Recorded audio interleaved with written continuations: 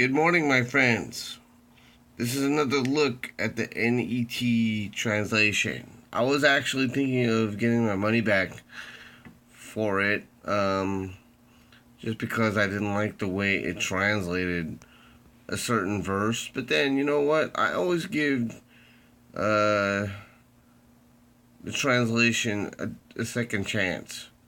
And this is how you're supposed to give any translation like a second chance, because you have to understand that that Greek and Hebrew words can be translated into multiple different words. Okay, so let's get started. Go to Malachi chapter 4 verse 2. Alright, and read it in the King James in Logos. So if you install Logos, you'll have this. And then you go ahead and you read it. It says, "But unto you that fear my name shall the Son of Righteousness arise, with healing in his wings. But ye shall go forth and grow up as calves in the stall."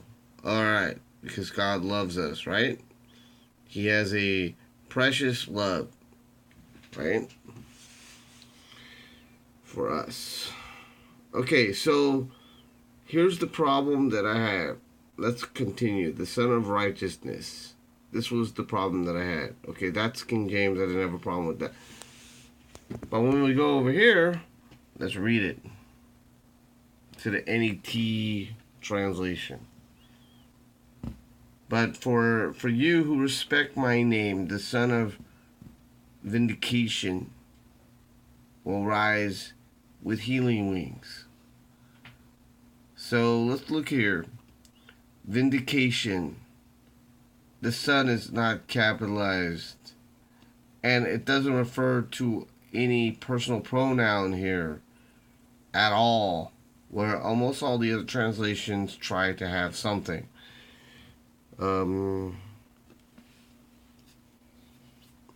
But then there's a lot of translations that only use the word "it," which is a neutral, like a neutral. It could go either way, male or female. Or it's just not referring to male or female at all, in that they just totally are not going to be part of that conversation, whether it's male or female. I'm not sure if that's how it works in the interlinear. I haven't studied it yet, but I studied this one. So vindication. So why is it called vindication and not how is it translated righteousness in King James? So in order to figure that out, you have a little note. It says translated righteousness in King James and other translations, justice and other ones. And so let's try to figure out what it's trying to say. In order to do that, I have to use King James. So look on interlinear translation, go to Lima and manuscript, so we'll know what we're dealing with. Okay, good. And then if you want, hold on, let me do it real quick. Is the manuscript should be transliterated, that would be nice too. Alright, here we go. "But unto you that fear my name shall the Son of Righteousness." So let's look at that real quick. So it's this word here. Look, it's got sin and a mem and a sin. So son. Interesting, right? Shin and sin. These are depends on the location of the little dot. I already forgot which is the correct location. It's been a while. This one. I don't know if I was pointing to right. Uh, so, oh, another thing I could click on is the strong numbers. So let's go ahead and click on that strong number. Now, it's going to show up as son, as in little son. So, or Shemesh, son, son, Samashu, I'm not sure, that's something. And then even they don't know, apparently. With other stuff. But it shows up as little son, not giant son. The reason why is because even though it uses little son, they know it's referring to the Son of Righteousness. And who is that? That's Jesus. So they're using it as the big son, not the little son.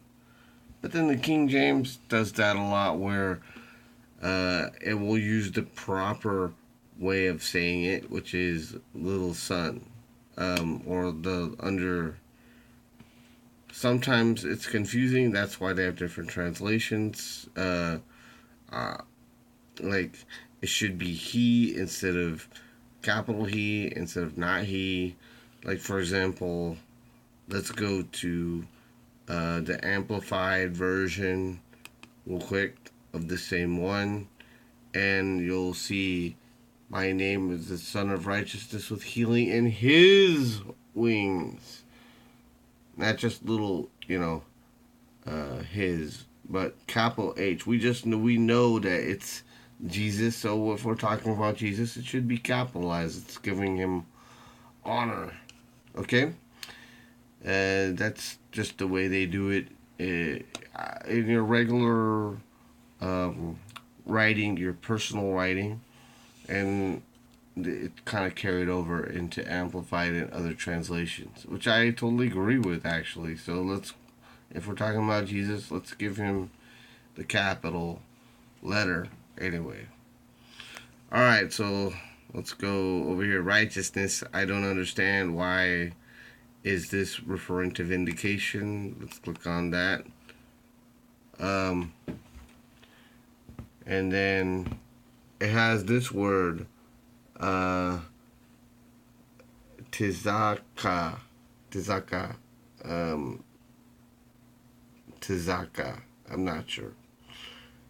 All right, so I looked up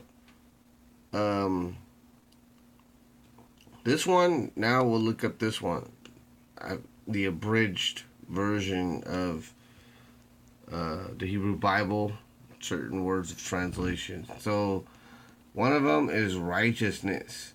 So if you look up righteousness, you're going to find out it's righteousness in government. It's referring to a judge, a ruler, a king of law. Now, for homework, study Daniel's name. It's got a real significance here to righteousness. And then it refers to the Davidic kingdom, Davidic king, the Messianic king. And that's why we can refer to him as a capital H, because we definitely know it's Messianic. And when we think of Messianic, we can also think of Christ, another name, the Anointed One, and the attributes. If we're being literal, it's something else, whatever that might be. For example, Christos would be literal, it would be Christ. If we're being not literal, like derivative, we can also see that Christ is the Messiah. And you can also see that in Daniel chapter 9, verse 26. I don't think it's derivative. I think it's what God meant to say. So that's what He said. Anyway, it's for justice. What does a judge do? He administers justice, right? Punishment and vindication of his people. Now, that's how I know that the NET is okay because they're referring to his position as judge, as the vindicator of his people. And the other translation is referring to his um, attribute as a person who is righteous. Okay, but they're both the same. So I hope you have a great and wonderful day. All right, bye.